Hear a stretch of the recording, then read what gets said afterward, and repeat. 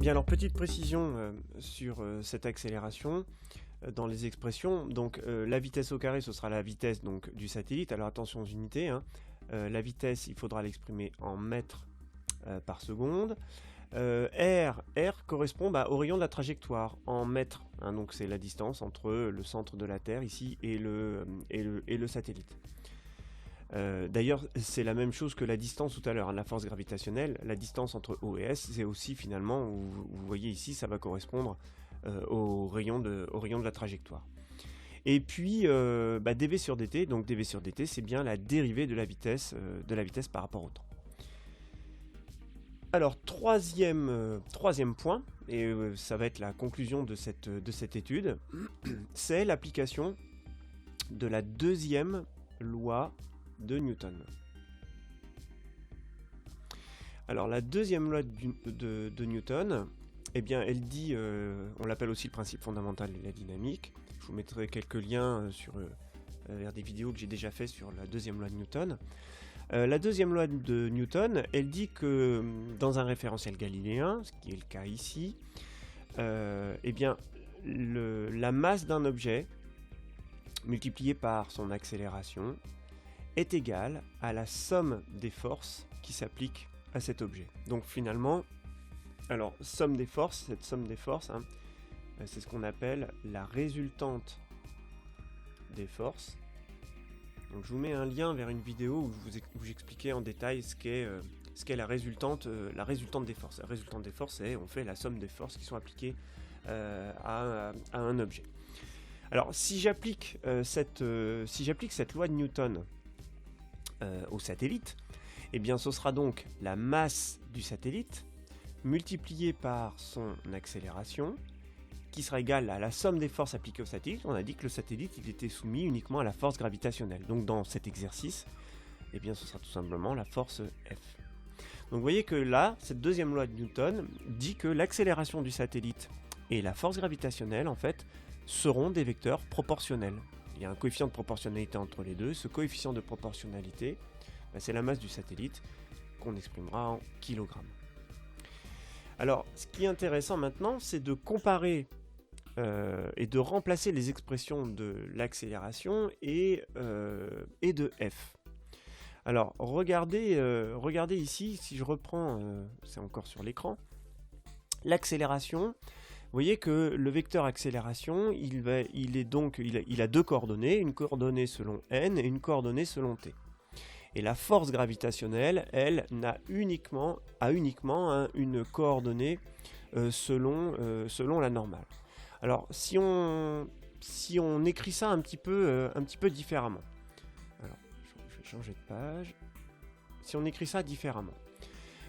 Au lieu d'écrire que ms fois le vecteur A égale au vecteur F, je vais écrire que A est égal au vecteur F divisé par la masse du satellite. Donc c'est la même chose, hein, le vecteur A et le vecteur F sont bien proportionnels. Alors maintenant, si je remplace le vecteur A et le vecteur F par les expressions qu'on a trouvées précédemment. Donc A, on a dit que c'était V au carré sur R fois le vecteur N plus dv sur dt porté par le vecteur t est égal au vecteur f, donc f c'est g ms mt divisé par, donc la distance au carré, on a dit que c'était la même chose que le rayon, je vais mettre r au carré, porté par le vecteur n, le tout divisé par ms. Alors, première chose, on va simplifier un truc. J'ai ms en haut et j'ai ms en bas. Donc ms divisé par ms, ça se simplifie. Donc déjà, si je réécris ce truc-là, ça va être un petit peu plus allégé. J'obtiens juste g mt divisé par r au carré, porté par le vecteur n. Alors ce qui est intéressant ici, vous voyez, c'est qu'on a une expression. On a une égalité entre deux vecteurs, avec des vecteurs. Le vecteur n, la composante selon n, je l'ai ici. Je vais la représenter ici en rose. de l'autre côté, j'ai aussi une coordonnée en n. Et puis, ici, j'ai une coordonnée en t, qui est égale à ceci. Le problème, c'est qu'ici, je n'ai pas de coordonnées en t. Alors, si j'en ai pas, en fait, c'est tout simplement que la composante selon t est nulle. Donc, si je fais l'égalité entre les vecteurs, vous voyez qu'au niveau des directions, en direction normale, j'ai tout ce qui est représenté en rose. Sur la direction qui était perpendiculaire, j'ai juste une composante ici que je ne retrouve pas ici. Pour avoir cette égalité vectorielle, la seule solution, c'est que cette composante-là est tout simplement nulle. Alors, ce serait le vecteur nul puisque c'est un vecteur. Deux vecteurs sont égaux s'ils ont même direction et même norme. Là, vous voyez bien que j'ai une égalité, ça ne peut pas fonctionner puisque j'ai deux directions différentes à gauche alors que je n'ai qu'une seule direction possible à droite. Donc la seule solution, c'est que j'ai une direction qui est en trop, qui s'annule de mon côté gauche. Donc si je compare les coordonnées des vecteurs que je viens d'écrire, la seule solution, c'est que ce que j'ai écrit en rose, les coordonnées qui sont ici en rose, sont identiques. Et que la coordonnée que j'ai ici écrite en orange, en fait, est nulle. Cette coordonnée-là est nulle. Donc vous voyez qu'on va arriver à deux conclusions de ce truc-là.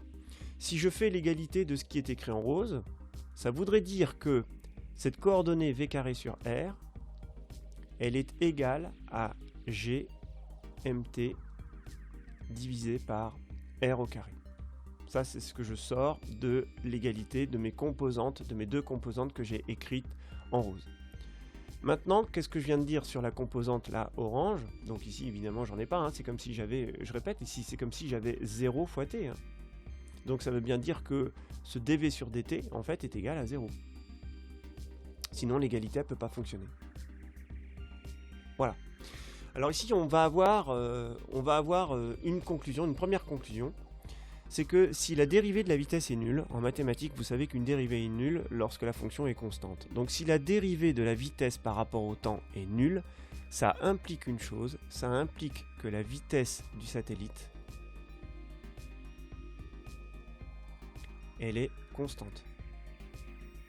Autrement dit, on a ici la conclusion que l'on a affaire à un mouvement.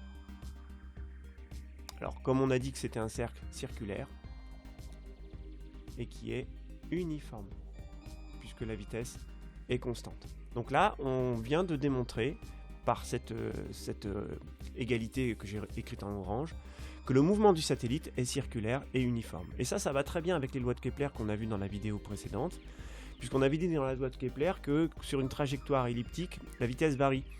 Quand l'objet s'éloigne du foyer, sa vitesse diminue. Quand il se rapproche du foyer de l'ellipse, elle augmente. Mais si on n'a plus affaire à une ellipse mais à un cercle, ça veut dire qu'il ne s'éloigne, il est toujours à la même distance du foyer, autrement dit du centre du cercle. Donc sa vitesse ne va ni augmenter ni diminuer, sa vitesse sera constante. Et c'est bien ce qu'on vient de démontrer là. Bien, alors maintenant qu'est-ce qu'on va faire de l'autre relation? Alors cette autre relation, je vais la réécrire. Ici, on a trouvé donc v au carré divisé par r est égal à grand G, constante gravitationnelle, multiplié par la masse de la Terre, divisé par r au carré. Alors, petite chose, je divise par r ici. Si j'emmène ce r là de l'autre côté, il était divisé, il va devenir multiplié, donc il va me rester v au carré, qui est égal à g multiplié par mt fois r, divisé par r au carré. Donc là, vous voyez qu'on va pouvoir faire une petite simplification. Le carré et le r, ici, vont se simplifier. Donc il va nous rester v au carré est égal, donc la vitesse du satellite, est égale à g fois mt divisé par r. Bien. Vous voyez ici qu'on a une relation entre la vitesse du satellite, la masse de la Terre, le rayon de la trajectoire. Donc si je connais la masse de la Terre, je peux calculer V ou R. Enfin bref, si je connais une de ces trois grandeurs, G étant une constante de valeur connue, si je connais une des trois grandeurs V, MT ou R, je peux calculer les autres. Donc ça veut dire que si je connais la distance à laquelle est le satellite, donc je connais le rayon de la trajectoire du satellite, entre parenthèses, le rayon de la trajectoire du satellite entre le centre de la Terre et le centre du satellite, ce sera le rayon terrestre plus l'altitude. Hein. Je ne l'ai pas précisé tout à l'heure, mais si ça c'est le rayon... Alors, imaginons que ici, je représente donc la Terre avec le rayon terrestre, ici, que je représente en bleu, et puis ce que je vais représenter en rose, c'est l'altitude du satellite. Donc on voit bien que le rayon de la trajectoire du satellite, hein, si le satellite est ici, le rayon de la trajectoire, c'est bien le rayon terrestre. Donc si ça, je répète, hein, ce que j'ai représenté en bleu ici, c'est la Terre, donc le rayon de la Terre, plus ce que j'ai représenté en rose ici, hein, qui est l'altitude du satellite. Si je connais ce rayon, donc le rayon terrestre on le connaît, si on connaît l'altitude du satellite, si je connais la vitesse du satellite et le rayon de la trajectoire, je peux en déduire la masse de la Terre. Donc vous voyez que c'est une méthode pour retrouver la masse finalement de la Terre, qu'on appellera l'astre attracteur, donc celui qui impose la trajectoire à ses satellites. Donc ça pourrait être la masse de la Terre pour des satellites, ça pourrait être la masse du Soleil pour l'étude des planètes qui orbitent autour du Soleil. Alors je voudrais quand même qu'on aille un tout petit peu plus loin dans cette expression-là. Le mouvement du satellite, on sait que ce satellite va faire un tour en une période que j'exprime donc en secondes. Ce tour, je sais que c'est 360 degrés ou 2 pi radians. Donc c'est 360 degrés, c'est aussi la même chose que 2 pi radians. Alors il y a une relation, il y a un terme que l'on peut calculer qui est la vitesse angulaire. Alors on a déjà vu ça dans d'autres circonstances, mais la vitesse angulaire que l'on note oméga, qui est en radians par seconde, elle est égale à 2 pi divisé par la période. Donc ça, c'est des grandeurs qu'on a déjà utilisées. On l'appelait aussi la pulsation quand on étudie les ondes. C'est un terme qu'on retrouve assez souvent. Donc ça s'appelle la vitesse angulaire. Alors cette vitesse angulaire, elle exprime tout simplement l'angle parcouru par unité de temps. Donc c'est pour ça qu'on l'exprime en radians par seconde. Il existe une relation entre la vitesse angulaire et la vitesse d'un objet qui est en train de tourner. La relation est la suivante: V est égal à oméga fois R. Alors c'est tout simplement, regardez, ça revient au même que de dire 2 pi r donc divisé par t.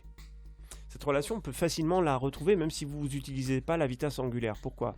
Parce que vous savez que en un tour, ça dure t secondes, et que la distance parcourue, c'est le périmètre du cercle. Et le périmètre du cercle, c'est bien 2 pi r.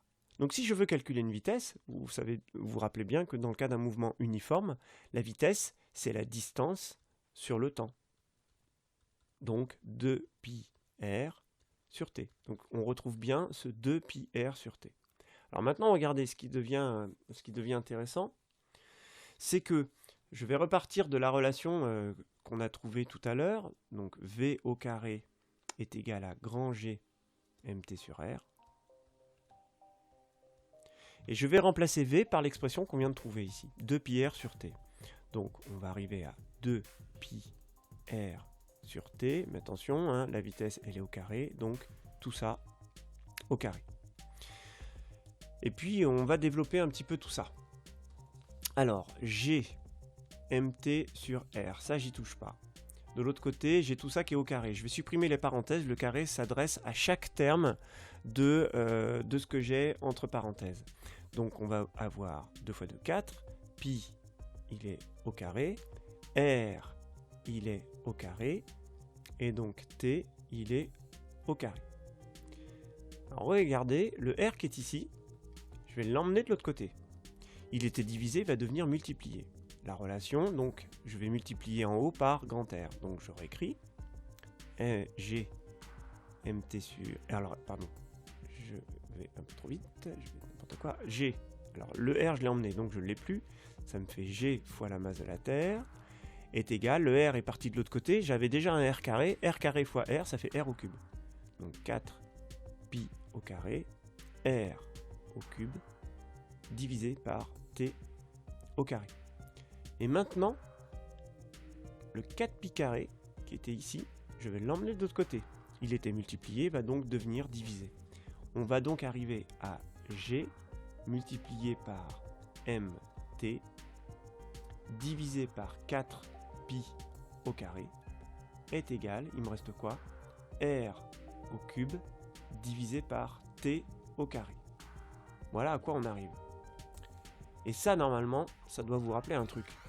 Quand on fait R au cube, donc la distance au cube divisée par la période au carré, bah ça on l'a déjà vu dans la vidéo précédente, c'est la troisième loi de Kepler. Donc vous voyez que toute cette étude-là nous permet de retrouver la troisième loi de Kepler, qui disait que le demi-grand axe au cube divisé par t au carré était une constante. C'est ce que Kepler avait trouvé. Là, on est dans le cas d'une trajectoire circulaire, donc il n'y a plus d'ellipse, c'est juste le rayon d'un cercle. Si je prends le rayon du cercle au cube divisé par la période de rotation du satellite au carré, j'obtiens ce terme-là, et ce terme-là est bien égal à une constante. La fameuse constante de la troisième loi de Kepler. Et vous voyez que dans cette constante, il y a la masse de l'astre attracteur qui va intervenir. On pourrait refaire cette étude en étudiant le mouvement des planètes autour du Soleil. On aurait exactement la même relation, sauf que si j'étudiais les mouvements par rapport au Soleil, c'est la masse du Soleil qui interviendrait ici et non plus la masse de la Terre. Donc vous voyez que cette troisième loi de Kepler peut nous permettre de retrouver la masse de l'astre attracteur. Pour ça, il suffit juste de 2 choses. Il suffit de connaître la distance entre le satellite et l'astre attracteur, qui va nous donner la valeur de R, et il suffit de connaître la durée d'un tour du satellite. Avec ces 2 mesures-là, en appliquant la relation et cette troisième loi de Kepler, je peux retrouver la masse. Donc c'est comme ça qu'on peut calculer et peser. On dit, on peut calculer, on peut peser le Soleil, on peut peser la Terre, et finalement on va pouvoir peser n'importe quelle planète à condition d'étudier le mouvement des satellites qui tournent autour de cette planète. Voilà la force de cette loi et de cette démonstration. Bien, écoutez, d'ici la prochaine fois, je vous souhaite évidemment un bon courage et je vous dis à bientôt.